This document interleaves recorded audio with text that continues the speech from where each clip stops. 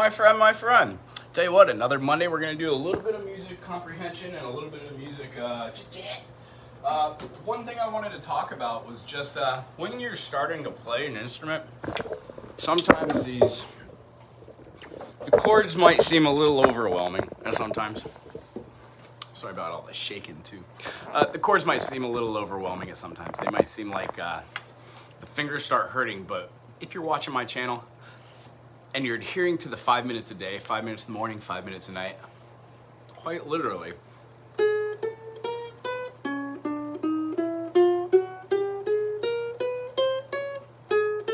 doing this functionality does a couple different things for us. One, it gives us muscle memory. It keeps our fingers close to the fretboard.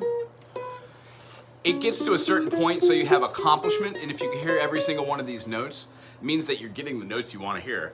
There are only on stringed instruments when you're going from one to another fret on fretted instruments, 1, 2, 3, 4, 5, 6, 7, 8, 9, 10, 11, 12 until you get another note. So that octave quite literally has 12 of these minor seconds, half steps, or these little semi movements. So when we practice those that are just randomly, we come to a point where we start seeing the notes that are inside scales that we're working on. So if we're just doing like a C major scale on the ukulele, which should be the first scale that we learn, the practice is, if that's what you learned with your instructor that day, or it's something that we're talking about on this channel, or anywhere else, having a do, a 1, 2, a re, mi, no matter what you call this, being able to go through a 7-note diatonic scale and know that that scale is different than all the other scales.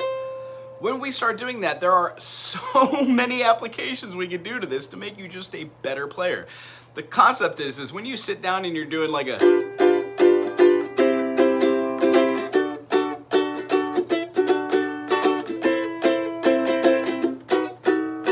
any chord structures you're doing require you to be pressing down, making chords, doing bars.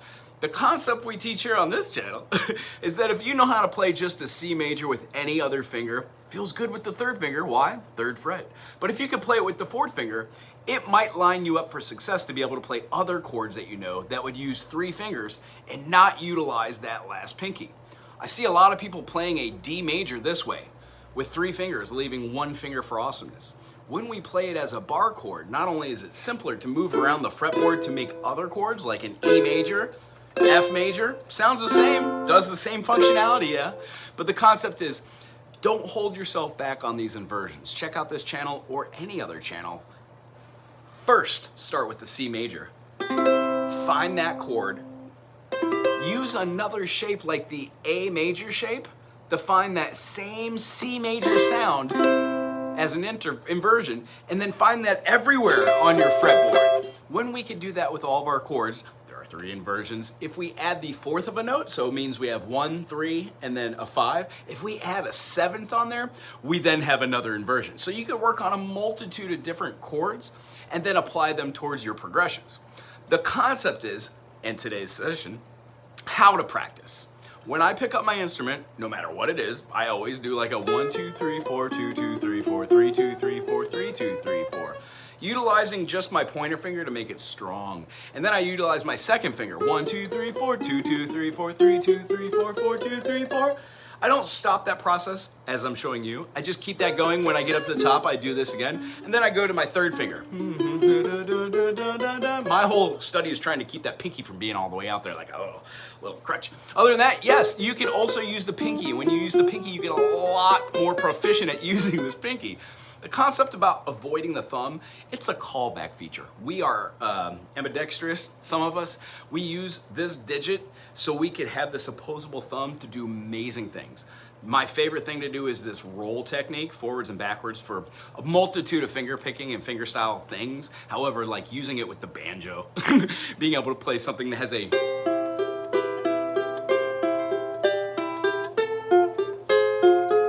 moving chords, but also has a thumb going back and forth doing some sort of melodic melody. It's not as hard as it seems. And again, when you're in that study and you're working on finger style and using multiple fingers, the practicing of practicing would be outer strings, inner strings. Use different fingers. And when you put this into practical application with a chord structure that you know, it becomes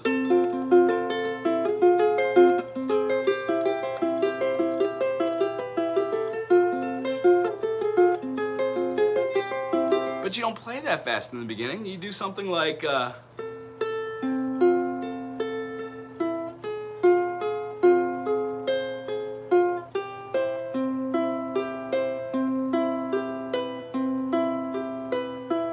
F major, F minor, outsides, C major. What a groovy groove. So the idea is you go through these processes of learning how to do simple things like a slide, and then you do it with every finger on both hands. If you want to get down to it, it's really cool to do it with both fingers. Pinky to pinky, or third finger to third finger, second finger to second finger, and first finger to first finger.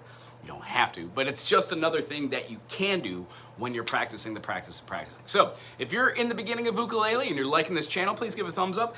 If you need resources, check out this channel or anywhere. The concepts that we talk about on this channel, you can also Google and verify that we're using them the right way as well. So when we say go up a minor third, if you don't know what a